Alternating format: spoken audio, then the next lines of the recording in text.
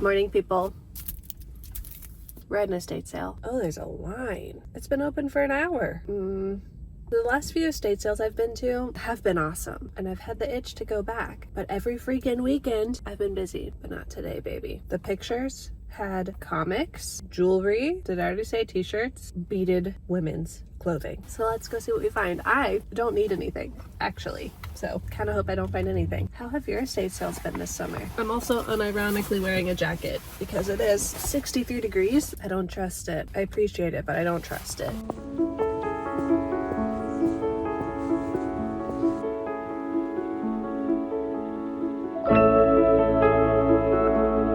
I checked the timestamps of these video clips, and I did in fact wait in line for 30 minutes. But it was 30 minutes well spent because guess what? I got to meet some colorful characters. There were neighbors who had known the couple and were sharing anecdotes with fellow people in line. There were seasoned estate sale hustlers, people who show up at 5 a.m. even though they don't even start giving out numbers until 8 so that they can be the first person in to get the stuffed ducks and seashells that they saw in the photo listings. I was standing with this gentleman who seemed like he kind of knew everybody in the estate sale scene. He's like, oh yeah, that's the toy guy. He sells them on eBay. Oh yeah, that's the lady who always gets the seashells. I don't know why people were talking about seashells so much. There's a jewelry guy who really doesn't want the jewelry. He just wants to melt down the gold. There's a whole little ecosystem that I didn't even know was playing out when I attend these estate sales. Okay, I guess I kind of knew, but I didn't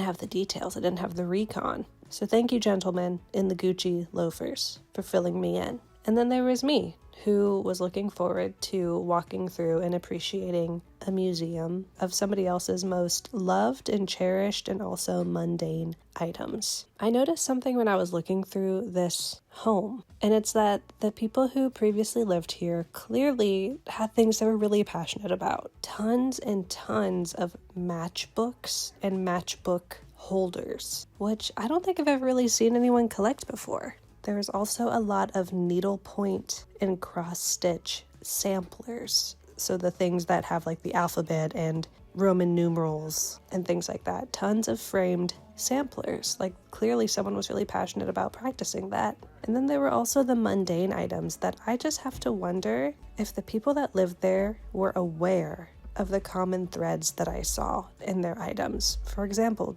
do you think that they knew that they often leaned towards warm color palettes and food-shaped items in their kitchen? Was that their intention, or is that just what they liked and what they gravitated towards? Did they realize that they had 2 copies of Dr. Dolittle? What's the story there? Did they already have one and then they received another one as a gift? I wonder what the story was with their passion with Broadway and local theater. Did they act? Were they just patrons of the arts? Lots of questions that I'll never know the answer to. But all I know is that it's such a special honor to be able to walk through somebody's life. And we talk about this all the time when we attend estate sales, how it really is a museum and kind of a reverent experience. But wherever these people are, I hope they know that somebody was noticing patterns and details about the things that they loved.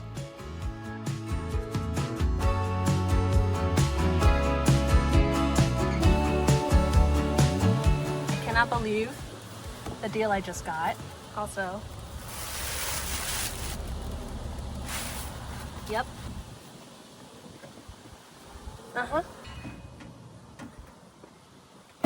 Yeah, kind of incredible.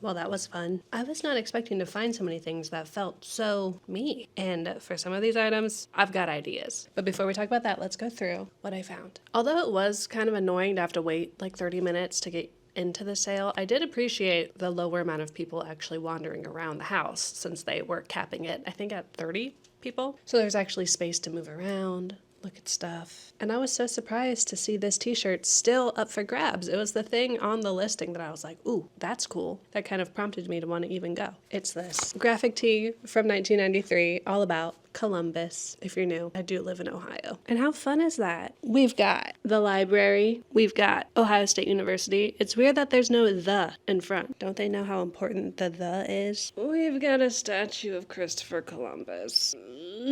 Sorry. And we've got the freaking Scioto River. Anyways, this is for Gus because while I love a graphic t-shirt, I hate a heather gray t-shirt. A heather anything. Ooh, it really grinds my gears. But he looks really cute in it, as he does in everything. It was $20. The most expensive thing I bought. I feel like I got a freaking steal on some of this stuff. The biggest steal of the day? Let's go over that next. This Saint Joan of Arc playbill promotional poster. Look at this. I wonder what year this was. Does it say? It's printed in New York City. But it's for a local show, the Hartman Theater. Look, that cornflower blue makes me want to scream in a good way. This needs to be framed and it needs to go in a place of prominence. This was $5. I think that's way too cheap, so I'm gonna treasure it. Now, here come the tchotchkes. This was in a pile that these two ladies were looking through. They had bags and bags and bags of stuff. I think they were like professional estate sale perusers. They seemed very excited about these lanterns. I just saw them hold this up and then they went...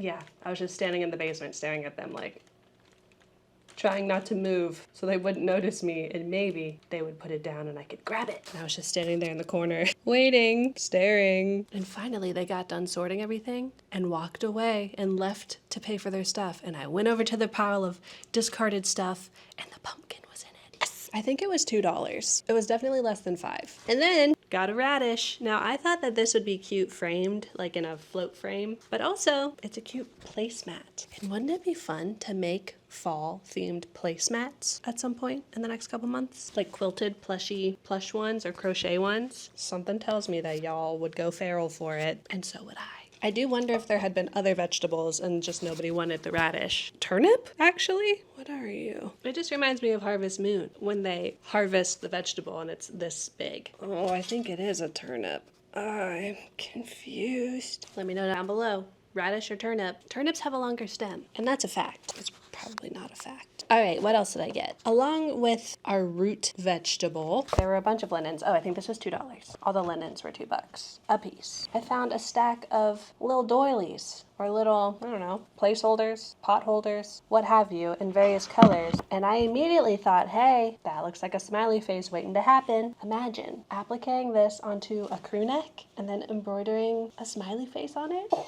That was my vision, and also the reason I got, I think, 5 of them. I also got this set of 3 kind of matching guys, because I also thought they would look really cute patchworked on something. Whenever you go to a estate sale, there are linen cupboards full of beautiful handmade pieces that I fear don't always get used to their full potential or brought to a new home, because there are just so many, and a lot of times people don't have the patience to sort through them all. So I'm personally a fan, if you see some you like, of taking them and turning them into something new so that they hopefully get a little more life, transform them, level them up, you know. Also got a sphere. I saw this and I was like, I think I need this, and I don't know why. There were a couple of these, and I'm pretty sure the owner of the house made them. I just love these colors so much. It's really quite the treasure. Okay, looking it up, it does seem like it is a baby toy, or it can be used that way. The Montessori puzzle ball, or Takane kicking ball, or Amish puzzle ball. Wow, this thing has a lot of names. How precious. I'm sure there's a baby in my life that would have a lot of fun with this, but for now, I'm gonna have fun with it, and they can later. All right, what else? Ooh, 3 beautiful shiny trinkets. In every friend group, there is a beautiful pulled glass star pendant. I saw this and I was like, that's gonna be a necklace with a little ribbon tied around it.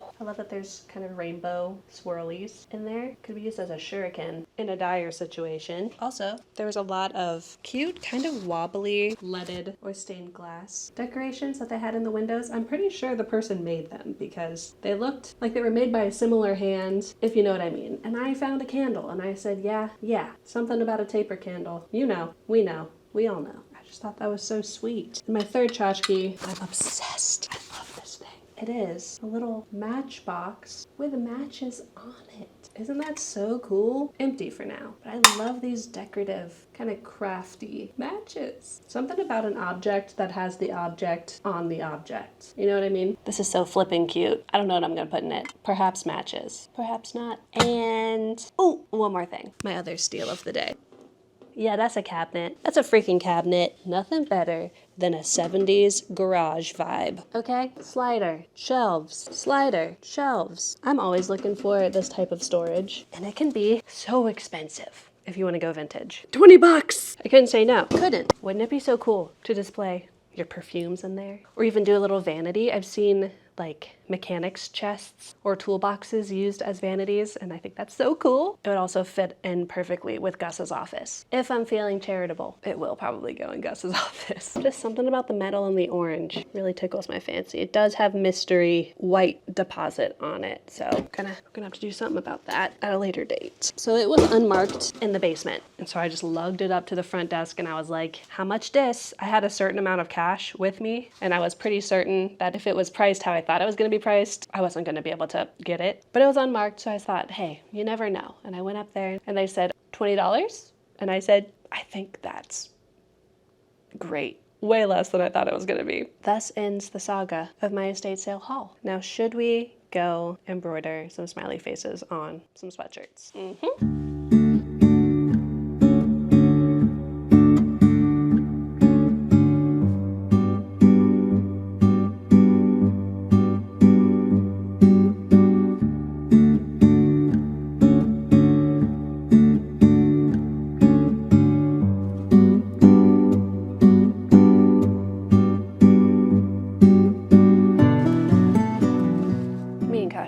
To talk to you about making smiley faces on sweatshirts. What do you think I was gonna say? I need some help deciding on my color palettes I want to use. So here is my inspiration. Where is it? Oh, I've got this wee vintage t-shirt that's butter yellow with a hot pink smiley face on it, and I just love this kind of weird color combination. So I'm trying to figure out some equally strange combos. Strange in a good way. I've got a couple of crew neck blanks from the thrift store. I've had these for a long time. Just waiting for the right moment. We've got kind of like a Barney colored one. Not gonna lie, not my favorite color. But hey, maybe it could be with the right smiley face. We got this awesome aqua one. I really like this. And it has a raglan sleeve, so cute. And then we've just got a navy guy. Classic. Excuse me. So let's start trying. I think butter yellow goes really cute with navy. That has a very vintage vibe. Oh, is that your tail? And I personally think the red with the aqua is a crazy combo. Crazy in a good way. We could go kind of tonal and go blue on blue, which isn't bad with like a super brightly colored thread. That's an option. What about this? Ooh, that's pretty good. Ooh, orange on navy is nice as well. Ooh, kind of like that. This feels classic. This feels surprising. We're gonna go with this.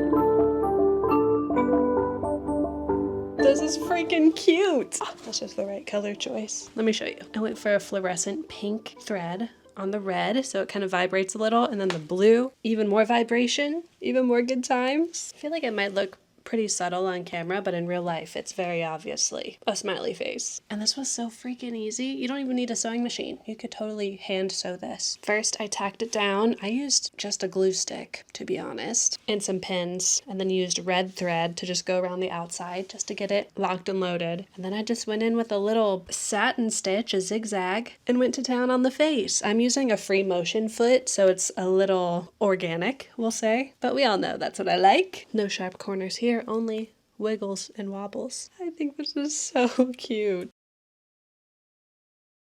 And wouldn't you freaking believe it? I recorded a cute little outro clip. No audio. Not quite sure why that happened. But basically all I said was thanks so much for hanging out with me this week. Really appreciate it, as always. Kind of the best part of my week.